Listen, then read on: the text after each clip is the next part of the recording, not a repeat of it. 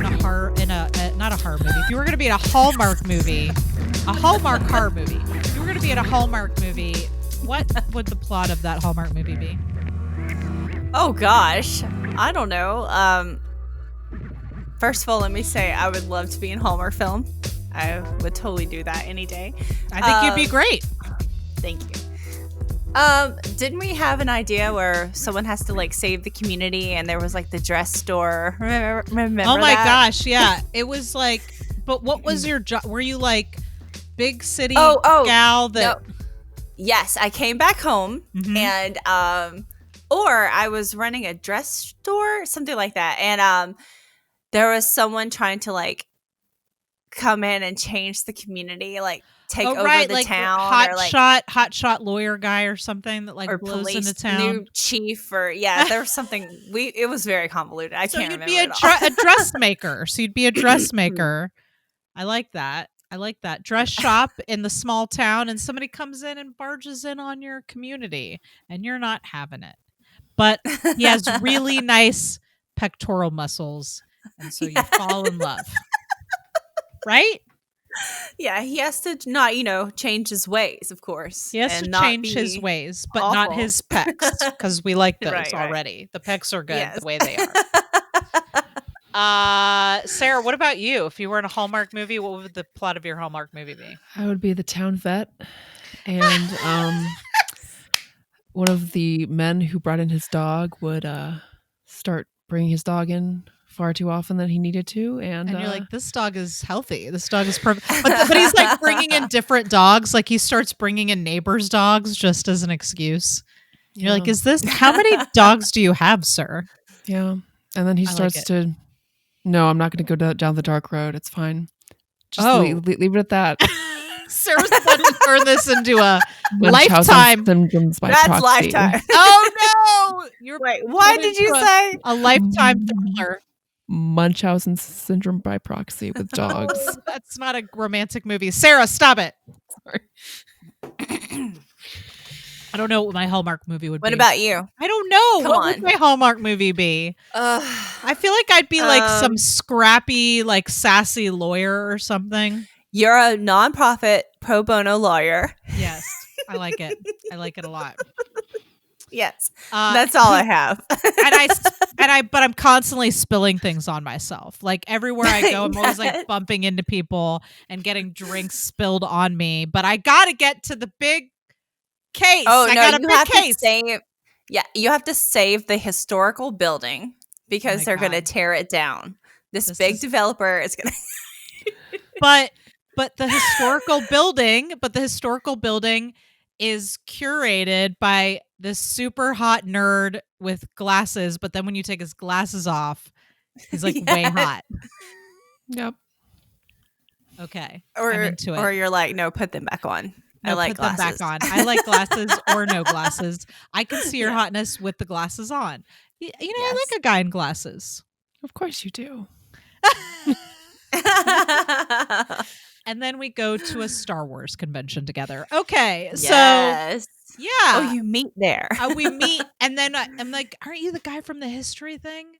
And then we're at the same booth getting our picture signed by Mark Hamill. No, it has to be because Mark Hamill's going to be a special guest in my Lifetime movie. Yes? But Nicole, it has to be you want to tear the building down, and he wants. I don't want to tear the building down. I'm trying to fight for his building. What I'm saying is, there's conflict if he wants to keep the building up and you want to tear it down. No, I don't want to tear the building down. Conflict, Nicole. No, he wants to tear it down. She wants to save it. Why does he want to tear it down? He's an architect from the big city. Someone wants to tear it down. Oh, so he's an architect from the big city now, not the guy who runs. No, Kenny, the inept museum guy runs the building, and he's got a crush on me. But I like the hot architect who wants to tear the building down. Yes. But then I think he's a real jerk, but then we meet at the Star Wars convention and we both get our pictures signed by Mark Hamill, and actually it turns out we have a lot in common. This is great. This writes itself. Write that. Pitch it to Hallmark, please. Welcome to the Feminine Mistake Podcast. I'm one of your hosts, Nicole. I'm your other host, Sarah. And today to talk about Hallmark films that could have been and Hulu Christmas films that have been, welcome our special guest, actor, photographer, and audiobook narrator, Julie Jones Ivey. Hello. Julie. Glad to be here. Welcome back, Julie. Welcome back to part 2 of our discussion on Happiest Season. It is a film written and directed by Clea Duvall and starring Kristen Stewart, Dan Levy, Mackenzie Davis, and Aubrey Plaza Allison Brie and a whole host of other awesome people. You can watch it on Hulu right now. I didn't mention this during the main part of our discussion, but did you guys know that this film was shooting?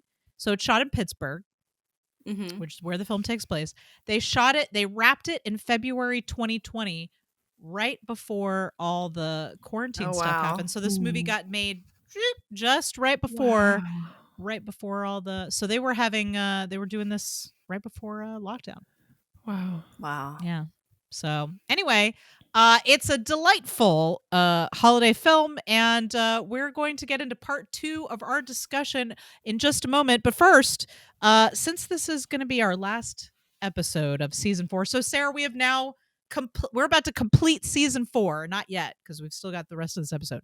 Season 4 of the Feminine Mistake podcast is about to be wrapped in this very strange year of 2020. Yes. Very strange.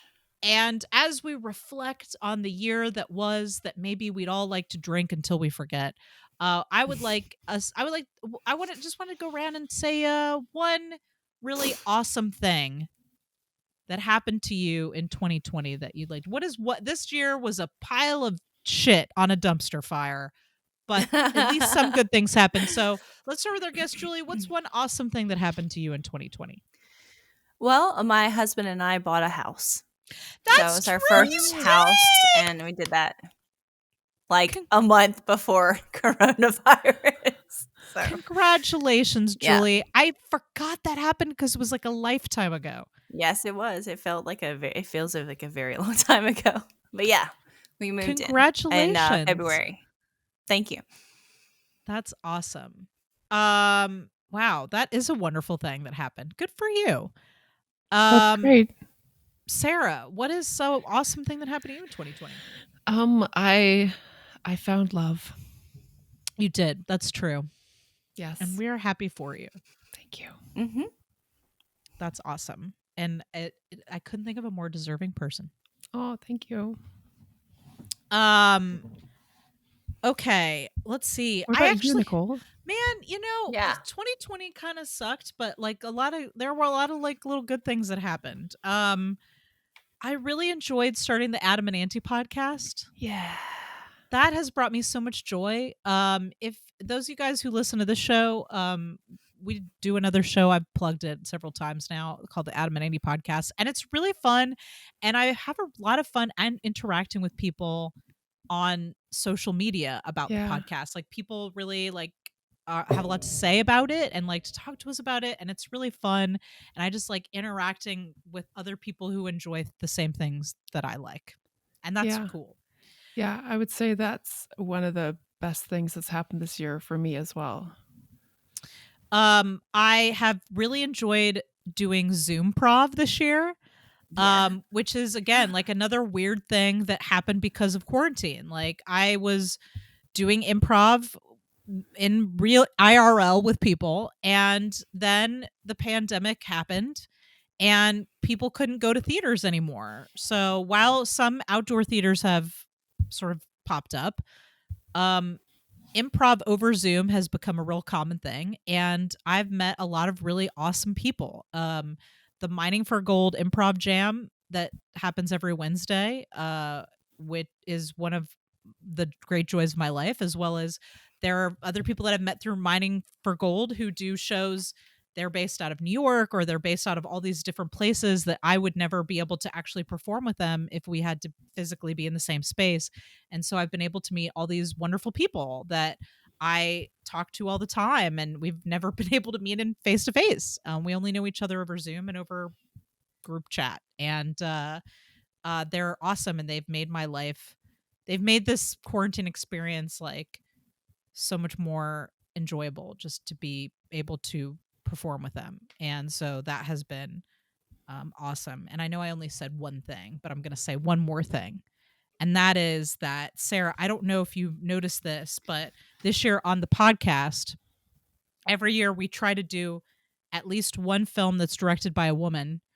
In the past, we've had maybe one film that we've talked about that was directed by a woman. This year we did 4 films out of the we started in January or out of all the films we did this year, 4 of them were directed by women. Nice. Making Mr. Right, Jennifer's Body, Clueless, Happiest Season, and of course Horse Girl was not directed by a woman, but it was co-written by Alison Brie. Wow. So good job. I'm excited about that. So as this show started out, those of you who've been long-time listeners of the show, thank you for going on this journey with us. This show started out as let's watch movies, older movies only, you know. Was it 20 years or 30 At least years? 20 years. Right? Yeah, so it had to be 20 years or older. Let's watch them and talk about the flaws, right? The flaws in the characterization of women. And I think that we still do tackle that in a lot of films. But we've now gotten to the point where we're watching more recent films. And I think we're watching films where we can appreciate how women are written in a way that feels relatable to us. I think that Happiest Season is a good example of that. Yeah. And so I love that this show has grown to expand on like what our discussion around women and women's stories is and how many different types of women's stories there are.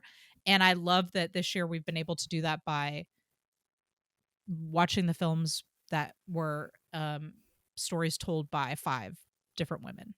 And that's fucking great.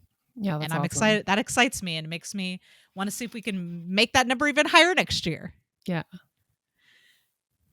Guys, this is real. This has been real special, and I'm ready to talk about Happiest Season. You guys ready to dive back in? All right. The house is a mess, Jack. The kids are a mess, Jack. You're a mess, Jack. You have been a total bitch ever since you came to New York. You seem sort of distant. Let's just do it, huh? You look stupid and rich. Stupid and rich. Fascist. All right, let's get into it.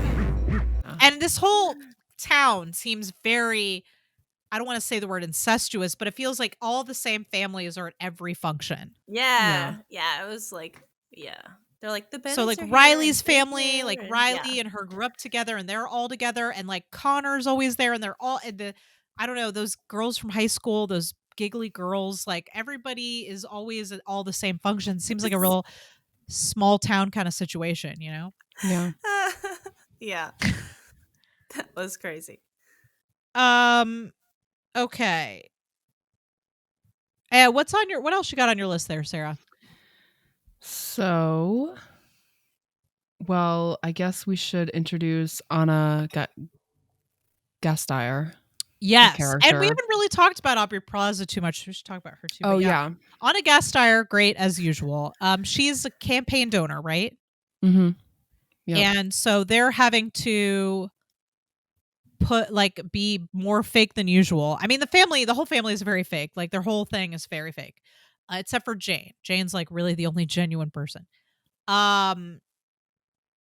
And yeah, so I'd say Anna Gasteyer is a campaign donor that they're trying to approach. Yeah, and she makes it clear, like, if there's something hidden in your family, like, I won't feel comfortable giving to you. And that just, like, drives the point home of, like, we have to keep up this charade. Yeah. I guess we should talk about Riley as well. Yeah, so Aubrey Plaza, great in this movie. Rocking those blazers. Both Kristen Stewart and Aubrey Plaza rocking the blazers like nobody's business. Very nice. So Aubrey Plaza is playing Riley, Harper's ex-girlfriend. First love. Yeah, I think that's a better way to describe her. First love. So now, do we think they got together before Connor? Or were they together during Connor? Were It they like was 14 or something? Didn't she say yeah, we were best they friends and then we weren't friends? and We were more then than in like friends. 8th grade or ninth grade or something like that. Yeah. You She so said yeah, ninth grade, yeah. ninth grade, So yeah, maybe it was So they were before Connor. before maybe, Connor. although Yeah. I could see them maybe rekindling. I don't know. I think that there's no way she went all through high school not with women if she likes women. I don't know. We won't She speculate on that, but their relationship, her and Riley's relationship ended. And actually, come to think of it, I don't think I would ever let that woman touch me again after what she did That was awful. nope. to Riley. That story, there are many heartbreaking stories in this movie. And the story that Riley tells Abby at the drag bar um is just like shattering. Like it just Yeah. like the humiliation and the betrayal. So her Abby is going through what is quite possibly the most awkward and uncomfortable holiday experience possible. They go to dinner. The parents invite Harper's ex-boyfriend. He's obviously still in love with her. Abby has to sit at like a chair that doesn't even fit at the table, and like at some point she goes shopping with the kids are there and they put a watch in her bag, and I want to talk about that scene with the security guards. We'll get back to that. Yeah. So the family thinks she's shoplifting. She's not shoplifting. It's just it gets worse and worse and worse to the point where the family doesn't want her to come to dinner with them that night, which is another situation where I and again, I think this movie does a great job of justifying to us why, but in the moment when Harper is like, Abby, I think it's a good idea if you don't come to dinner with us. I think it's good if you have a break from the family. And it's really because they don't want her to come because they think she shoplifted this watch or whatever.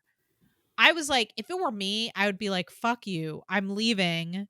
You need to you need to stand, you need to be on my side. Like you need to stand up for me or I'm out of here. Like the fact that Abby stays and is very patient for much longer than I think I would have been.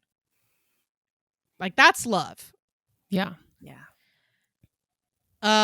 So but she ends up running into Riley and her and Riley end up going to this drag bar and they have some beers and she looks relaxed for the first time, like she can be herself, for the first time since she got into this town. And then Riley tells her the story about, because I guess all Harper told Abby was that Riley was her ex-girlfriend, but really they were childhood best friends and they, were in a relationship, but it was secret. And they used to leave each other love notes in the locker. And then one of Harper's friends, maybe one of those giggly girls, I don't know, finds the note and instead of admitting that she's in a relationship with Riley, she tells everyone that uh that Riley has a thing is obsessed with her and is basically harassing her or writing her all these letters, and so the whole school like is like turns again, like she said that the people were mean to her and turned against Yeah. her and Teased her and teased yeah. her and, oh god, the humiliation. It's just like, Yeah. wow, Yeah. that is an intense betrayal. What's crazy is that when I heard that story, like it didn't shock me, and not because of Harper's character, but because I feel like that is a story that is not uncommon, that is not unheard of. I feel like the way that our society, some parts of our society still views homosexuality, that is something that people are pushed into to behave that way. And it's heartbreaking on both sides. Like that Harper felt that she had to do that. I mean, obviously she shouldn't have done that, Yeah. but you know. But it also, I think, shows that she hasn't really been able to get past that. Like that was something Yeah. that she did in high school to somebody she deeply loved. I mean, somebody who was her best friend. Yeah.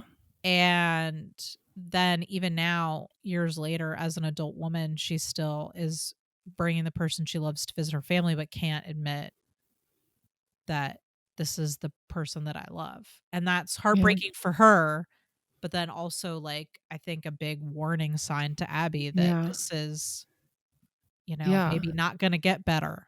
And there's a line where in a later scene where Abby's like, "Why do you hide me? Why are you hiding me?" And Harper says, "I'm not hiding you. I'm hiding me." Mhm. Yeah, Um, which is, again, I think it would be in a less subtle hands. I think that it would be very easy to hate Harper for the way that she treats Abby and the way that she treated Riley. But I think the movie does a good job of showing in the writing, like, why and how hard this is for her. But also, I think the actress Mackenzie Davis, she does a really sensitive job with it. does a really sensitive job of showing the anguish and the conflict that she has about She does seem this. like a very sweet person who Mhm. just her family has made her She's um afraid. She's afraid, afraid. and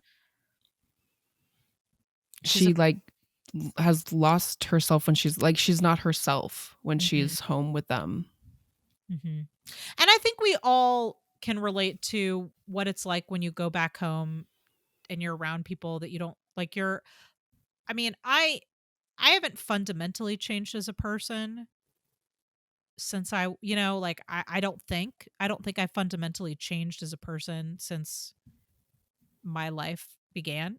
But there are things about me that are like, there's me now, and then there's me like when I was like in high school, right? Like, that is I the fundamentals are the same, but the model's different. I'm a different model. You know what I'm saying? Like, I'm Yeah. still a Toyota, but like, I'm a newer Toyota. You know what I'm saying? You're a I'm a 20 20 Toyota I'm a Nicole. 2020 Toyota. And when you go back for the holidays, I think it's a common experience for us. When you go back and you're around people like family or friends that maybe are a part of your old model life, that you kind of fall back into those habits or ways, or that those Mhm. relationships. Like, if you had a friend who was a little bit more, maybe you're a confident, strong, independent woman in your regular life, but when you were in high school, you had your best friend was like domineering and made all the choices, and when you're with them, you kind of fall back into the relationship. You know what I mean? I haven't Yeah. tried that. I guess I'm curious. Hmm. Sarah's like, Actually, I don't talk to people that aren't part of my 2020 life. no, I mean, I'm still friends with my high school friends, but I'm not like we're not actively in each other's lives. We talk every now and then. Mhm. But we had a good relationship. There wasn't like a power imbalance, or I mean, I was definitely more immature when I was friends with them, so they might view me in a more immature way. I don't know. I don't know. What do you think, Julie? Yeah, people change a lot, especially when they move away from home. And Mhm. and they can't always be themselves when they go home Yeah. because it may not be accepted and even met with hostility, obviously. Yeah. And confusion, and cuz they don't match who they were when they left. And they may Mhm. have just been pretending back then. I don't know. I'm just Yeah. saying, like, I am a lot different than when I was in high school. And Mhm. I've just, yeah, I mean, I can understand someone falling back into some old patterns of Mhm. behavior when they go home. And if they're treated a certain way, I don't, especially the household they grew up in. And that's hard to shake off. You know what I Yeah. mean? And it's still affecting her life, but because she has that distance from being that, even the like geographical distance of being away from them, I Mhm. think that's let her be more her own person, but Mhm. she still feels very scared to be her full self at home. Mhm. And I get, I can understand that to a point. You know what I mean? Oh, for sure. And she's got the whole added pressure of like, I'm not just having to be put up this facade for my family, but now it's like my mom's got this whole fucking Instagram account and the donors here and like they're parading me around as like the smart, successful daughter. And I have to, for my dad, I have to be a certain way, like Yeah. it's this whole thing. And I don't mean I understand what she went through. I just Of mean like course. you could say if you changed your religious beliefs since you left home, or if you've changed your political beliefs since you left home, like that's what I'm referring Yeah. to. Yeah. Oh, absolutely. know. There are people. Yeah, there are people in my family that I do not ideologically relate to them in any way at all. And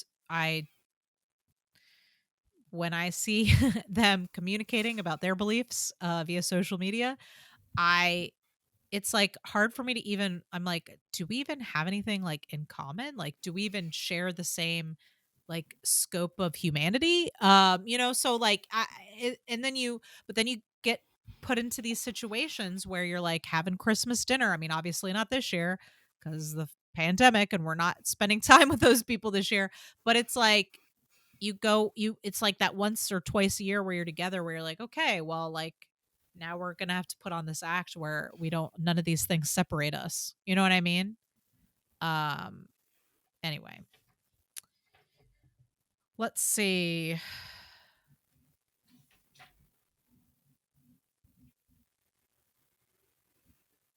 I think let's go ahead, and I'd like to talk about the sister fight at the big white elephant party.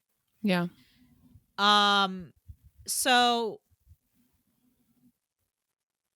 Sloane has been picking up on little hints Yeah. about Harper and Abby's relationship at the big dinner, the first big dinner.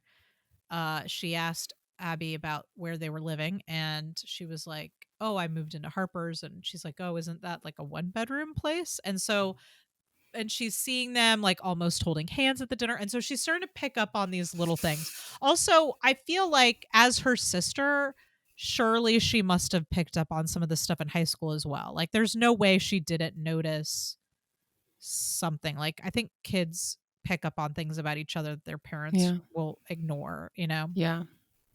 But ultimately at the white elephant party, so it all kind of comes to a head. They've Abby's kind of had it by the time we get to this party. Like, she feels kind of on the outside of the family. Connor keeps showing up. It seems to her like maybe Harper and Connor are like having this connection, and she is also, I just want to say that I want to sidetrack for a minute and say that I really loved Abby and Riley's relationship and how it was a supportive camaraderie kind of friendship where there was no competition for anyone's affection.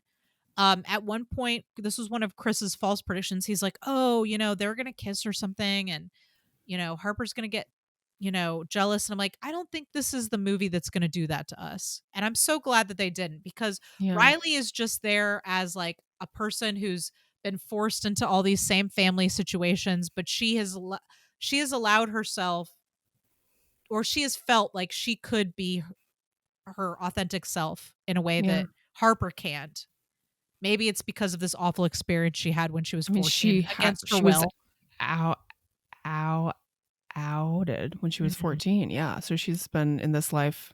Yeah. But there's no like romantic love triangle or anything. And I'm so glad that there wasn't, because there was just support there from Riley to Abby, and later from Riley to Harper, and forgiveness. And I thought that was really beautiful. Yeah, I loved that. I loved her character and how it was very just, I mean, Aubrey Plaza always plays characters that are like devious or like cynical or something. And this was the first character that was just really wholesome and just like a positive, good person. Not that her other characters are bad people, but they were always like kind of a hard edge with a soft inner. Yeah. But she still had that biting wit in this movie, which I think she's Yes. so good with those Yeah. one-liners. She just was so great in this film. Just so lovable. I will say I didn't look at anything before I watched the movie. I didn't like research about it. I just wanted to come in clean, fresh. Anyway, but afterwards I totally did. And like Twitter is like, they should have gotten together. People are like, I wish they would have gotten together because they're so amazing. You know, Aubrey They actually Plaza's had really amazing. great chemistry. They did have great Yes, chemistry. they did. Yeah. But I'm glad that they didn't get together because Yeah. I really like that she was not there to. She's not like there to steal someone's girlfriend. Yeah, like I think in a lesser movie that would have been an element in the film, and then Harper would have gotten her heart broken. And the thing is that this movie empathizes with Harper. It doesn't say Harper's the bad guy. Like Harper, you do empathize with her, even though she's the one doing the bad things for the most part. Like you still want them to work out. I think this movie gives everybody a little empathy, even the parents at the end, which I think was good. I was hoping that we were going to get some kind of something besides one-dimensional monster mom, and we did. But correct. So Abby's had it at this point. She and John appears because he's tracked her. Abby. And he's here to rescue her. Who are Thank you? God, because I would have I was like, she's trapped there. She needs to leave. Like, she cannot stay in this house. And he comes to get her and has to pretend to be her straight ex-boyfriend. Oh yeah, I'm her heterosexual boyfriend, John. Here to get her back. So Abby is upset about Abby's like ready to go. She sees Harper and Connor together and she's like, I can't handle this anymore. And so she's packing up her shit and she's ready to go. And so Harper comes down and basically they have it out, and where it's a beautiful scene about how she explains herself and why she feels like she can't be herself. And the way she says that her and her sisters had to compete for her parents' love, like it wasn't given away for free. That was just like, wow, like that's heartbreaking, you know? Yeah. And so then Sloane sees them almost kissing, and she is immediately going to go and tell her parents. She's going to out her sister to her parents. And then on the way, they pass by the closet, and her husband is making out with someone else. So now they're having a sister fight in the hall. Race to tell the truth to the parents. And just pitting each other with Christmas decorations. I love a Christmas movie where the decorations get trashed. I'm a sucker for it. I like to see a tree come down. I don't want to see it in my own house. I don't know. What do you guys think about that? What did you think about the fight? I thought it was very over the top, but in a way that felt appropriate to the level of emotion behind everything. I think that full-grown adults, of course, would not act like that. But these people were they were pushed. They were pushed pretty hard. Yeah, neither one of them wants their secret to be revealed. And well, they have regressed in this household too. Like coming home for Christmas, they've regressed to like being teenagers. Which I feel like sometimes you do when you're with your family. And then Sloane just tells them. And in that moment, Harper is like, can't believe it. And then she says, no, I'm not gay. I'm not gay. And Sloane's lying. Yeah. And then Abby is like, and she just like walks out. Like that was a moment when I was like, no, like I've just been like, no. That's like a deal breaker. That is a deal breaker. Deal breaker. Yeah. Abby put up with so much already. And Riley's just sitting there like, Yeah, I was like, when she's like, she's lying, I was like, oh my God. Yeah. I couldn't believe she said that. Did they cut to Riley? I forget if they cut to Riley. They did cut to Riley, and she just. What was her face? She just kind of She was just kind of shook her head, like she was very. Yeah, she was like, oh my God. But did the lady say in the beginning of the movie how many people had been killed every year by Christmas trees? It's like they set that up. You know what I mean? Yeah, they did. They set up stuff really well in this movie. Okay, but the thing is that the look on Harper's face when she says that it was a lie is just a look of just complete heartbreak and just Mhm. confusion and like Desperation. Clinging desperation. to it. Yeah. And that broke my heart when I saw her. Like, her face was just like so hurt, and even though she was saying this hurtful thing, like I really felt for her. Oof. Man, but Abby was gonna propose to her. I know. Oof.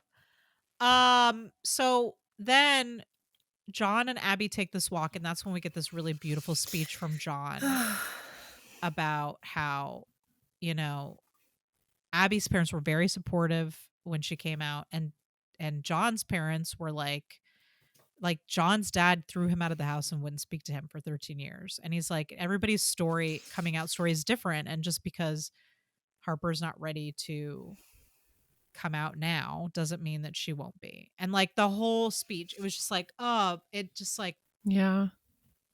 I was just like, Yeah.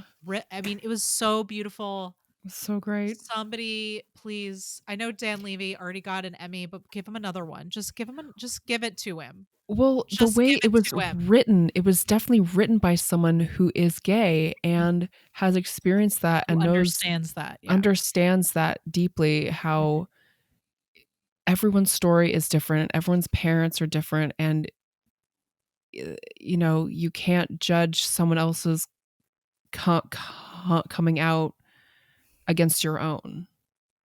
You know, like, And I think that as a person, as a straight person who's never had to go through this experience, I think it allowed me to sort of see a window into like how complicated that experience is in a way that I would not know yeah. without having someone else tell their own story and be able to observe that story through their eyes. Yeah. Yeah, it's definitely more complicated than Just seeing it from one perspective. right. Yeah. Yeah. So that was really beautiful. But basically, Abby's like, well, I need to be with somebody who's ready now. And Yeah. that's fair. Like, That's she fair. doesn't want to live that life. And that's fair. So she decides to leave. And at the gas station, another great speech, another beautiful speech.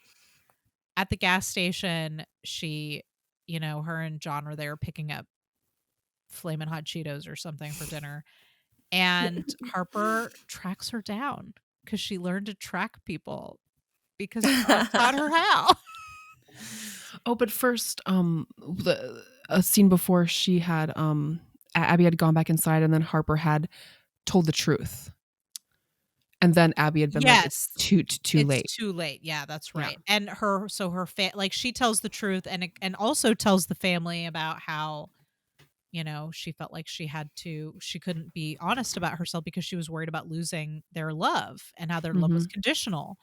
And then we see Sloane stepping up and admitting what's going on in her life in support of her sister. And Jane, Jane's like, I don't have any secrets, but I'm an ally.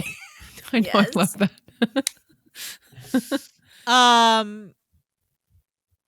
And so I don't want to spend too much time on the parents, but I do feel like I wanted to see some humanity there and some complexity, and this movie gave it to us.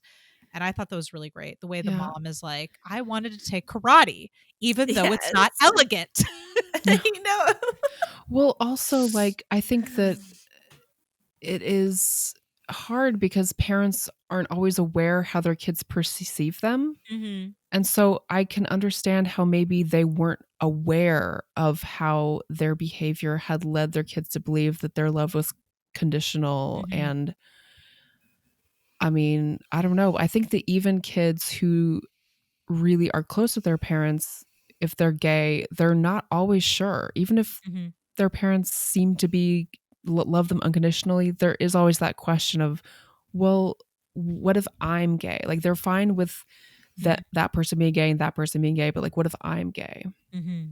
So I also think that I liked that the parents didn't like immediately go, but we love you anyway, we're okay with it. Like, I thought that it was much more in the movie's grounded reality for them to for the parents to not come around right away. But then, of course, we need a happy ending, and I wanted the happy ending. So I'm glad that they did eventually come around. And maybe it would have taken them a lot longer in real life, given how image conscious they are. But in the context of this movie and getting our happy ending, I'm glad that the parents did eventually like come around and say, you know, we're going to spend this Christmas together and we love you and we want Abby to be a part of this and we want her to be in the picture. And the donor calls and says, I'll donate to your campaign as if your daughter agrees to, you know, keep her relationship secret. And he's like, no. You know, we don't see him saying no, but we do see him saying it's not going to work out with that donor. And so I was glad to see that he chose his family over the appearance. But I of happy interrupted family. you in the parking lot. You were saying something about Harper coming Right. to the Yes. parking lot. The speech and her whole speech that Abby is her family. And I think that's beautiful. I mean, the whole way. I was so. I guess what I wanted to say about the gas station is that in all these romantic movies, the big kiss at the end is the big deal, right? Yeah. And I don't know about you guys, but I felt like it really delivered. Like The big I felt kiss. super invested. Like when they finally kiss at the gas station, like I was very emotional. That gas station scene was very emotional for me to see her like saying like, I know I messed up. Please let me make it up to you. I don't care what they think because you're my family. And the Yeah. way that as you grow older, like you have your family, but then you have the family that you choose and the person that you love and start a new family with, like your family, that is your chosen family. And I don't know, I was very emotional during that scene, and so when they kissed it just felt very Yeah. like it I was felt like glad that very gratifying. Abby is willing to forgive her, and I understand how hard this whole Christmas week has been. Mhm. But I am glad that she was willing to see beyond that to a future where they were both out to the family and they could have a life together. And I think that it is really easy to get swept up in the moment of someone behaving that way. But when you look at the rest of your life, like Mhm. she Mhm. could see Their that, future together. yeah. Yeah. Okay. Final thoughts. Final Wait, thoughts. there's a Oh, montage at the end of the well, there's the Instagram Instagram. The feed. Instagram feed. Yes, I Tipper. loved it. I loved seeing all the pictures. Again, I thought it was a really nice way. It was like a nice bookend to the sketches at the beginning. And we got to see them get engaged, and he won mayor. So Mhm. allowing his family to be authentic worked. They won. Um, we got to see them go to Pride together. They went to the Pride parade together. And I Yeah. don't know if you guys noticed this, but Clea Duvall was in that photo. Oh, no, I didn't see. Yeah, so Aubrey Plaza's in that photo, Riley's in that photo, and Clea Duvall has like her arm around Aubrey Plaza in the photo. Okay. And we got to see Mom go to karate. Yeah. And we saw pictures of Sloane and her ex-husband and the kids and how like they're still like Mhm, co-parenting mhm, mhm. and Jane. Were there any pictures of Jane? Oh yeah, no, Jane was in there. Jane had her Okay. big book. It was Jane having her big book reading. Yeah. Um, yeah, Yeah, it was a really sweet mhm, group of pictures and the mhm. little blurbs that she had, The little hashtags and little stuff. hashtags. Yeah. Yes. I thought it was very cute. I mean, obviously keeping up appearances on social Yes. media, but still. Yes. But you could see that the family kind of in all of its imperfectness became the focus. Like you could see Yeah. that there was like a real transition there where, you know, like she's okay with having pictures of her grandkids with the zombie makeup on for their birthday. Yeah. You know? Yeah. Chris is like, "Oh, look, it's our kids with a bloody cake for their birthday." So here we are. We're at the end. Final thoughts. Final thoughts on Happiest Season. Would you recommend it to a friend to watch this holiday season? Definitely. Yeah. I would. I have. already. I think I did too. I've already done that. Yes. Yes, and I have. Yeah, I thought it was a beautiful movie. It was funny, and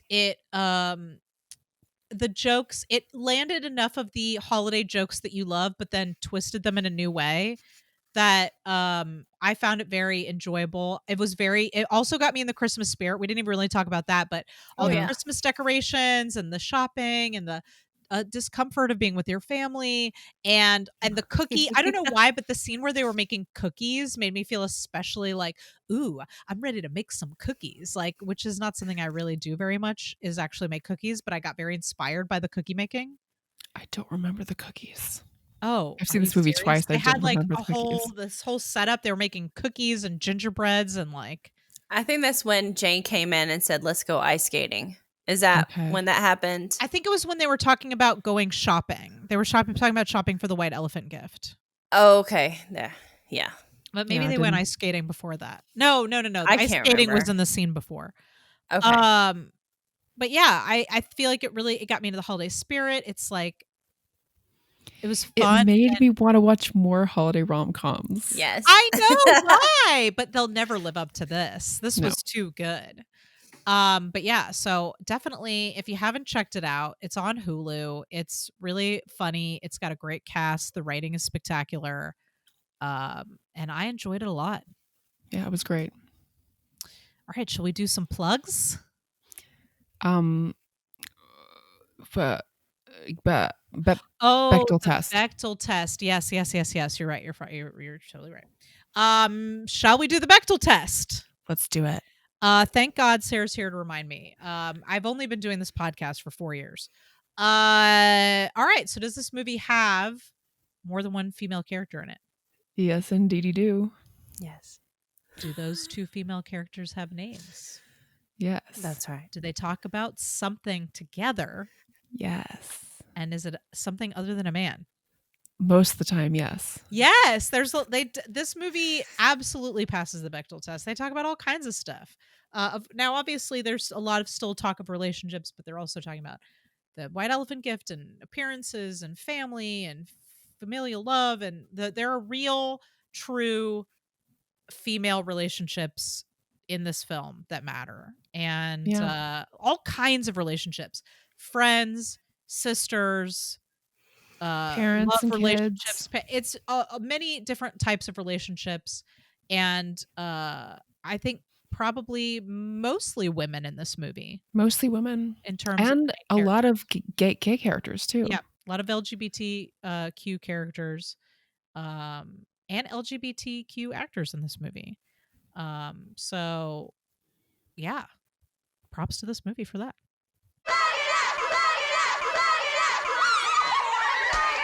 Welcome to Plug It Up. This is the part of the show where we talk about what we're up to, things that we'd like to plug, things that we're doing, things that our guests are doing. Let's start with our guest, Julie. Julie, do you have anything that you would like to plug? Well, my website is juliejonesiveyphotography.com. And so that's where I put all of that kind of stuff, like headshots, commercial print for actors. I'm going to start putting our promo photographs we did on it because I love our critical crop top photographs. Yes. Yeah, Julie has done almost all of the promotional photography for Critical Crop Top. So any of the group shots you've seen for our sketch shows.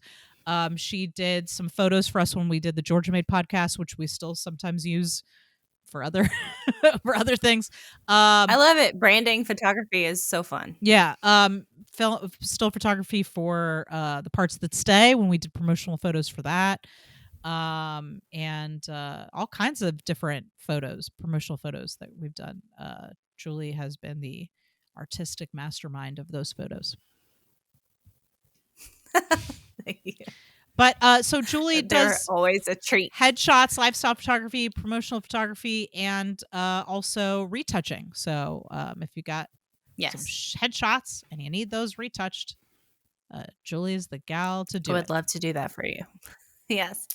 Any other sites or social media or anything else so people can keep up with what you're doing? Because you're also a writer and an actor and a model, and you do so many things.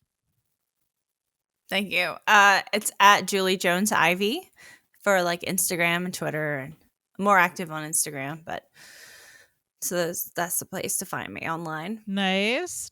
Okay, cool. All right. And you can see Julie in the Critical Crop Top sketch comedy web show, which we have been plugging for some Yes. time now. Julie's in the show. Sarah and I are both in the show. We also wrote and directed several of the sketches. Sarah directed me. That's true. Sarah directed the sketch that It was really, Julie's in. really easy. I know. Julie's a great actress. Such a pro. Thank you. And those will start. So brand new sketches written by myself, Sarah, Brandon Mitchell, Ava Davis, Melissa Lee, and featuring tons of awesome Atlanta actors. We shot it all over Zoom for safe and social distancing. So it's going to be pretty fun. Check it out. I will start releasing those in January. And of course you can find that on our YouTube channel, Critical Crop Top. So if you go to YouTube and you look for Critical Crop Top, that's where you can subscribe to see these sketches. And also, of course, this vidcast as well. You can see this vidcast for the Feminine Mistake podcast. So you can check out me and Sarah and our the absurd fact that we are basically dressed the same. For this episode, coordinate. We did not coordinate, and yet somehow psychically we were linked when we put these outfits on. I don't know if anybody noticed my little Christmas tree that I put in the background. Just a little Christmas tree back there. So come check out the vidcast, also on the Critical Crop Top YouTube channel and the Adam and Andy vidcast. So any podcast that we do, there's an accompanying vidcast, and of course we got a bunch of sketches up there already. And of course you can follow Critical Crop Top on Facebook, Twitter, and Instagram at Critical Crop Top. You can also check out our other podcast, the Adam and Andy podcast. And that is a podcast where we just watch Adam Driver and Andy Samberg movies. And we, at the time of this recording, will have just watched Hot Rod. So Hot Rod will be up. And I don't know what Adam Driver movie we're doing. That will be is TBA because we haven't recorded that episode. The wheel will decide. The wheel will decide. Yes. I love that. Yeah, we spin a wheel every month to figure out which Adam and Andy films we'll be watching. So you can find that podcast on Spotify, Apple Podcasts, Stitcher, Google Podcasts. I think we're on there. We're on all kinds of stuff. And you can find us on Facebook and Instagram at Adam and Andy Podcast. And you can find us on Twitter at Adam Andy Pod. Send us your Adam and Andy memes and lusty pics. We like it. Lusty. Sorry, I'm just like all the pictures you post. Just do you like them? I got to come up with something for Man Crush Monday tomorrow. Don't you always see me like I love all of them? I know you do. It's all for you, Sarah. And of course, we would love to hear what you thought of Happiest season. We'd love to hear from you about tell us one awesome thing that happened to you in 2020. We'd love to hear about that. You can find this podcast, the Feminine Mistake Podcast, on Facebook and Instagram at Feminine Mistake Pod. And you can find us on Twitter at Fem Mistake Pod. And this has been a lovely evening, ladies. Thank you. Lovely. I feel in the holiday spirit. Gonna go get some eggnog. No, are you? No, we don't have eggnog. You could get some at 11 at night. Oh, I don't mean now. I mean, you've got the whole month, Sarah. You've got a whole month to get eggnog. I did see some non-dairy eggnog, and I thought about trying it out. I every year I give eggnog a chance, and every year I remember that I don't like it. I don't think I've ever had eggnog. Really? I don't think I've ever had it. It's like bitter. There's something bitter. Look at Sarah's face. It's so good. It's so good. She was like, nutmeg, Is it eggs, milk. I do want to try it. Maybe this is the year 2020. Let's just 2020, do it. Let's just go for it. This is the year to try egg. 2020 is the year to try eggnog. I think for sure. That is true. Julie, thank you for being on the show and talking with us about this movie. Thank you for being a repeat guest. Thank you. Thank you for I love it. Doing a two-peat. Yes. I hope all of our listeners have a happy holiday, and I hope all of you have an awesome new year. And fuck 2020. Fuck it. Fuck it.